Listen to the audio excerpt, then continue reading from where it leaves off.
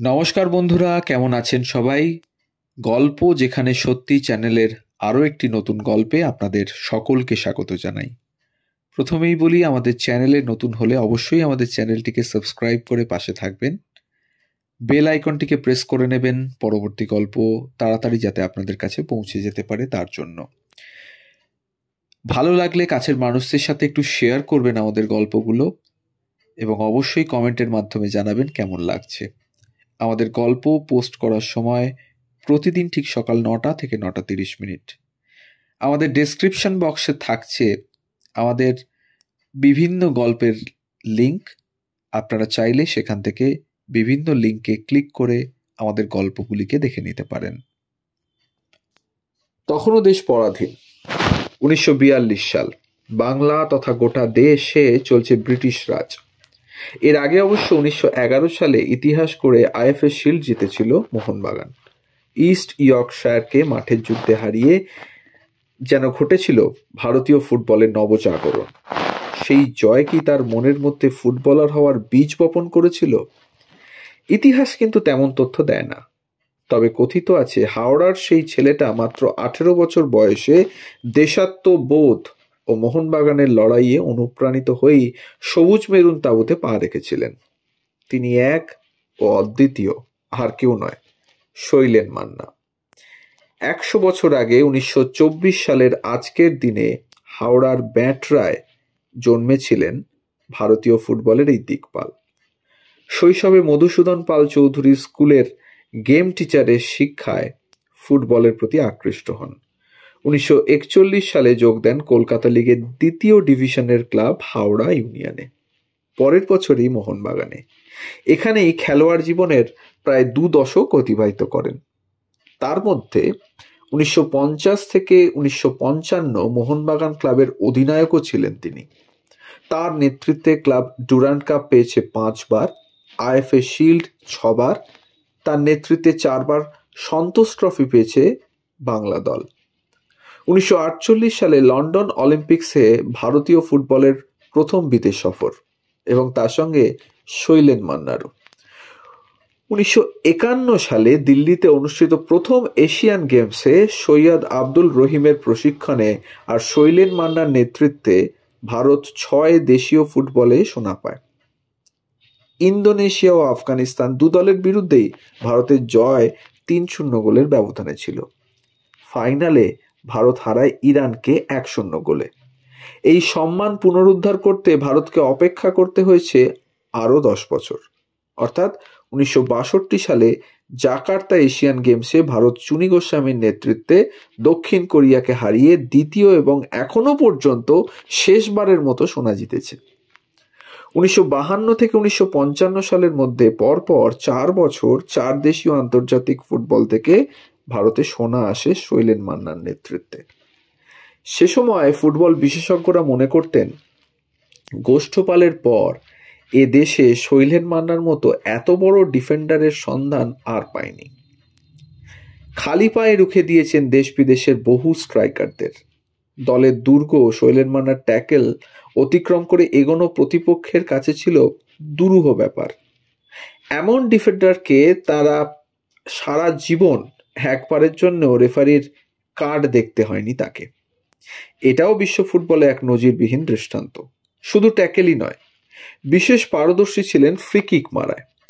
অসাধারণ দক্ষতায় বল সুইং করাতেন, খেলতেন লেফট ব্যাকে। দুপা সমান চলত তার দূরপাল্লার জোরালো শট বিপক্ষ অনুমানই করতে পারত না। তবে ফ্রি কিক মারতেন ডান পায়ে। বলেছেন, একমাত্র ডান পায়েই বলকে সুইং করাতে পারতেন। সাফল্যের মতো শৈলেন মান্নার স্বীকৃতির প্রাপ্তিও উল্লেখযোগ্য। 1971 সালে ভারত সরকার তাকে পদ্মশ্রী সম্মানে ভূষিত করে। 2000 সালে সর্বভারতীয় ফুটবল ফেডারেশনের বিচারে পেয়েছেন 100 বছরের সেরা ফুটবলারের সম্মান, ফুটবল রত্ন উপাধি। 2001 সালে হয়েছেন মোহনবাগান রত্ন। 2011 সালে রাজ্য সরকার দিয়েছে বঙ্গবিভূষণ। প্রাক্তন ভারতীয় দলের অধিনায়ক অলিম্পিয়ান সমর বন্দ্যোপাধ্যায় ওরফে বদ্রু বন্দ্যোপাধ্যায় বলেছেন, দেশের সর্বকালের অন্যতম সেরা ফুটবলার হলেন শৈলেন মান্না। তার অমায়িক ব্যবহারের জন্য তিনি সবার মনে চিরস্থায়ী জায়গা করে নিয়েছিলেন। সুযোগ পেলেই শিশু কিশোরদের শৃঙ্খলা পরায়ণ হওয়ার কথা বলতেন, পরিমিত খাদ্যাভ্যাসের পরামর্শ দিতেন, নিজেও তা মানতেন। অভ্যাস হয়ে যাওয়ায় ভয়ে চা খেতেন না, ভাত খেতেন সপ্তাহে একবার। জিম বা ব্যায়াম নয়, স্বাস্থ্যের জন্য প্রচুর হাঁটতেন। খেলার আগে কোচ বলাই দাস চট্টোপাধ্যায়ের নির্দেশে ফুটবলাররা 1-1.5 মিনিট মেডিটেশন করতেন। নিজে দীর্ঘকায় ছিলেন বলে হেডে বাড়তি সুবিধা পেতেন, কিন্তু তিনি মনে করতেন উচ্চতার চেয়ে বেশি জরুরি শরীরকে নমনীয় রাখা। মোহনবাগান ক্লাবে বিদেশি ফুটবলারদের খেলা নিষিদ্ধ ছিল। প্রতিপক্ষ দলের বিরুদ্ধে প্রতিদ্বন্দ্বিতা অসম হয়ে পড়ায় ক্লাব সিদ্ধান্ত বদলাতে বাধ্য হয়। শৈলেন মান্না মানতে পারেননি, যেমন মানতে পারেননি স্পন্সরের সাহায্যে ক্লাব পরিচালনা করা। মনে করতেন এতে হয়তো ক্লাবে ট্রফি আসবে, কিন্তু বাংলার ফুটবলের উন্নতি হবে না। সুরেন্দ্রনাথ কলেজে স্নাতক Sailen Manna geological survey of ইন্ডিয়াতে চাকরি করতেন। থাকতেন হাওড়ায় মামার বাড়িতে। মামাদের কাছে মোহনবাগান ক্লাব ছিল মন্দিরের মতো। সেই ক্লাব থেকে শৈলেন মান্না পারিশ্রমিক নিক চাইতেন না মামারা। সারা জীবন সে কারণে বিনা পারিশ্রমিকে মোহনবাগান ক্লাবে খেলে গেছেন। বলেছেন ফুটবল খেলেন ভালোবাসা থেকে, টাকা উপার্জন করেন চাকরি থেকে। সারা জীবন মোহনবাগানে খেললেও ভালোবাসা পেয়েছেন সব ক্লাব, সর্বস্তরের ফুটবল অনুরাগীদের কাছ থেকে। ইস্টবেঙ্গল ক্লাবের অন্যতম কর্মকর্তা স্বপন বল বলেছিলেন, মান্নাদার মতো বিশালাকায় মানুষকে বিশেষ কোনো ক্লাবের তকমায় সীমাবদ্ধ রাখা যায় না। একথা শৈলেন মান্না নিজেও বিশ্বাস করতেন। চির প্রতিদ্বন্দ্বী ইস্টবেঙ্গল সমর্থকরাও তাকে যথেষ্ট সম্মান করেছেন বরাবর। তিনি বলেছেন, তবে কোনো সমর্থকই বা চায় তাদের ক্লাব আমার জন্য সাফার করুক? একটা অভিমান তো কাজ করতোই যে সারা জীবন আমি কেন তাদের ক্লাবে না খেলে মোহনবাগানে খেলে গেলাম। তার প্রশিক্ষণে খেলা প্রদীপ বন্দ্যোপাধ্যায় বলেছিলেন, অসাধারণ ব্যক্তি সম্পন্ন ফুটবলার ছিলেন মান্নাদা। তাকে জেন্টলম্যান আখ্যা দিয়েছেন ভারতীয় ফুটবল দলের প্রাক্তন অধিনায়ক বাইচুং ভুটিয়া। বলেছেন, খেলোয়াড়, কোচ, কর্মকর্তা হিসেবে মান্নাদা ভারতীয় ফুটবলের এক বর্ণময় চরিত্র। সাফল্য ও স্বীকৃতির এত প্রাপ্তির মাঝেও অনুশোচনার কাঁটা বিদ্ধ করেছে শৈলেন মান্নাকে। 1950 সালে বিশ্বকাপের মূল পর্বে সুযোগ পেয়েও ভারতীয় দলের না যাওয়া, 1948-এর লন্ডন অলিম্পিক্সে ফ্রান্সের বিরুদ্ধে দুর্দান্ত খেলেও পেনাল্টি মিস করা তাকে বারবার যন্ত্রণা দিয়েছে। সেই অলিম্পিক্সে ভারত প্রথম ম্যাচেই ফ্রান্সের কাছে 1-2 গোলে হেরে বিদায় নেয়।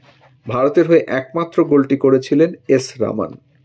প্রথম পেনাল্টি মিস করার পর শৈলেন মান্না ভয়ে আর দ্বিতীয় পেনাল্টি পেয়েও মারতে যাননি। মহাবীর প্রসাদ মারেন এবং তিনিও নষ্ট করেন। হারলেও ভারতের খেলা দেখে সেদিন মুগ্ধ হয়েছিলেন লন্ডনের হাজার হাজার দর্শক। অবাক হয়েছিলেন ভারতীয়দের খালি পায়ে খেলতে দেখে। রাজকুমারী এলিজাবেথ, তার বোন মার্গারেট এবং স্বামী ফিলিপকে নিয়ে খেলা দেখতে এসেছিলেন। শোনা যায় এলিজাবেথ শৈলেন মান্নার পা ছুঁয়ে দেখতে চেয়েছিলেন তা সত্যিকারের রক্ত মাংসের পা কিনা। খালি পায়ে খেলার কারণ হিসেবে শৈলেন মান্না জানিয়েছিলেন, সেকালে ইংল্যান্ডে তৈরি একজোড়া বুটের দাম পড়ত প্রায় 1000 টাকা। ফুটবলাররা পেতেন মাসে 19 টাকা। বুট কেনার সামর্থ্যই ছিল না। খালি পায়ে আর বুট পরে খেলার টেকনিকের ফারাক ছিল বিস্তর। 1948 লন্ডন অলিম্পিক্সে ফ্রান্সের বিরুদ্ধে ভারত খালি পায়ে ভালো খেললেও 1952 হেলসিঙ্কি অলিম্পিক্সে বাধ্যতামূলক বুট পরে খেলতে গিয়ে যুগোস্লোভিয়ার কাছে পর্যুদস্ত হয় ভারত। তার স্মরণে হাওড়া মিউনিসিপ্যাল কর্পোরেশন স্টেডিয়ামের নাম পরিবর্তন করে রাখা হয়েছে শৈলেন মান্না স্টেডিয়াম। 2020 সালে হাওড়ার ডুমুরজলা স্টেডিয়ামের নামও রাখা হয় শৈলেন মান্না ইনডোর স্টেডিয়াম। তবে তা না হলেই বাকি, প্রত্যেক ফুটবল প্রেমী বাঙালির বুকে তার নাম সোনার অক্ষরে লেখা থাকবে চিরকাল। এই ছিল আজকের গল্প, শৈলেন মান্না, প্রবাদ প্রতিম ফুটবলার শৈলেন মান্না, হাওড়ার শৈলেন মান্না, মোহনবাগানের শৈলেন মান্না তথা ভারতের শৈলেন মান্না। আমাদের গল্প যদি ভালো লাগে তাহলে অবশ্যই আমাদের চ্যানেলটিকে সাবস্ক্রাইব করুন, বেল আইকনটিকে প্রেস করে রাখুন পরবর্তী গল্প পাওয়ার জন্য। কাছের মানুষদের সাথে একটু শেয়ার করুন। কমেন্টের মাধ্যমে জানান কেমন লাগছে। সবাই ভালো থাকুন। ধন্যবাদ।